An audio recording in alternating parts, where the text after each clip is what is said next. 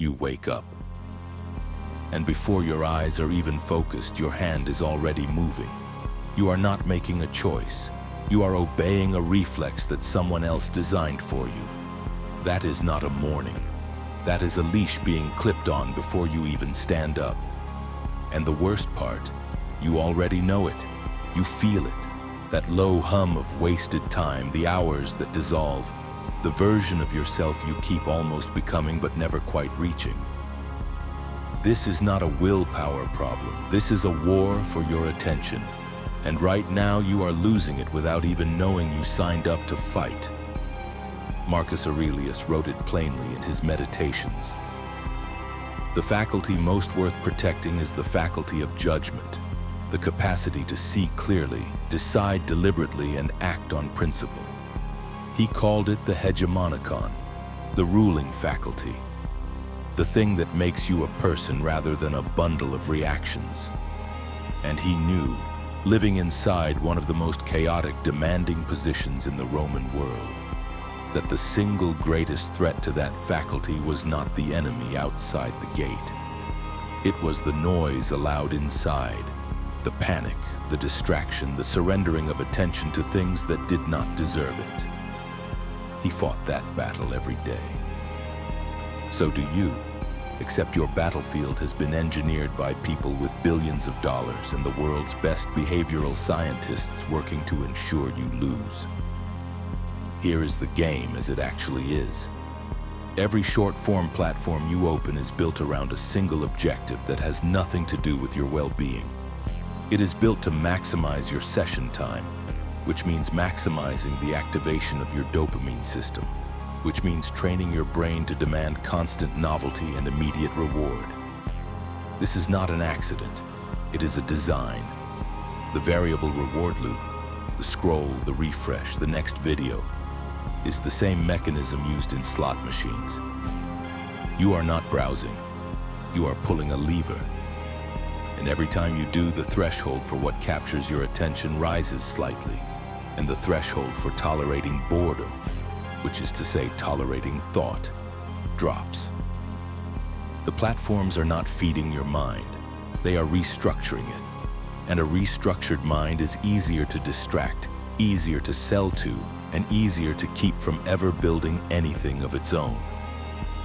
Machiavelli understood something that most people refuse to see. Those who hold power over others do not do it with chains. They do it by shaping the environment so that the governed make choices that serve the governor. The prince does not need to force you if he can construct conditions where you willingly hand him what he wants. The attention economy is the most successful application of this principle in human history.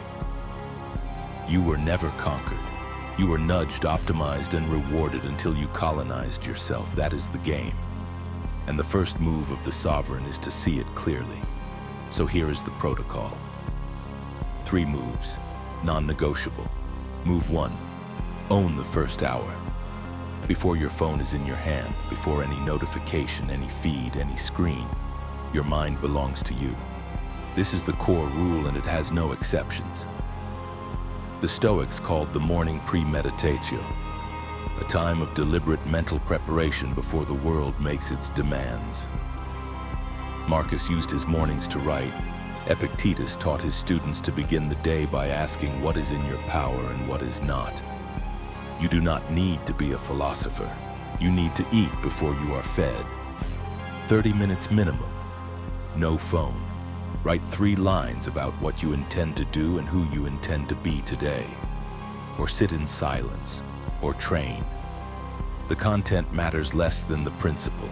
Your first input of the day must come from you, not from an algorithm that has been running without sleep, optimizing against your weakest moments since the night before. Move 2. Schedule your surrender. This sounds paradoxical. It is not. Elimination rarely works because it creates resistance and binary failure, either perfect abstinence or total collapse. The Stoic approach is not suppression, it is governance. Epictetus did not say never feel. He said know what you feel and choose your response. So you are not quitting your phone, You are demoting it from governor to servant. You get two defined windows, say midday and evening, where you engage with short-form content on your terms at a time you chose, for a duration you set. 20 minutes timer visible, alarm set. When it ends, you close it. This is not restriction for its own sake. It is the practice of choosing when to engage, which means you are no longer being chosen. That is a different thing entirely. The man who decides when he looks at his phone is in a categorically different position of power than the man whose phone decides when it gets looked at. Move 3. Replace novelty with difficulty. The dopamine system is not the enemy. It is a tool that has been pointed in the wrong direction. Dopamine is not only the chemical of reward, it is the chemical of anticipation, of pursuit, of effort extended towards something uncertain. The problem is not that you crave stimulation. The problem is that you have been feeding that craving with cheap, zero-cost content that gives you the feeling of engagement without any of its results. The Stoics practiced what they called voluntary discomfort, doing hard things by choice to prove to themselves that they were not governed by ease. Your version of that practice is to deliberately redirect the craving towards something that requires real effort, a physical training session, a chapter of a demanding book, a skill that resists you, a problem you have been avoiding.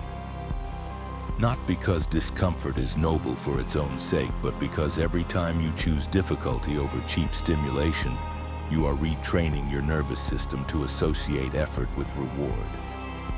And a man whose brain associates effort with reward is a dangerous man in a world full of people whose brains associate scrolling with reward. 3 weeks of this protocol, owning your morning, scheduling your surrender, replacing novelty with difficulty. And you will notice something that does not feel like productivity. It feels like presence, the sense that you are actually here in your own life, thinking your own thoughts, moving towards something you chose. That is not a small thing. In a world engineered to keep you endlessly consuming, the man who can sit quietly with his own mind and direct his attention at will is one of the rarest things alive. That man is not a pawn in someone else's system. He is building his own. Marcus Aurelius ruled an empire while the world conspired to dissolve his attention. He did it by returning every morning to the same discipline. Guard the ruling faculty, see clearly, act deliberately. The platforms change, the mechanisms get more sophisticated, the science of manipulation advances.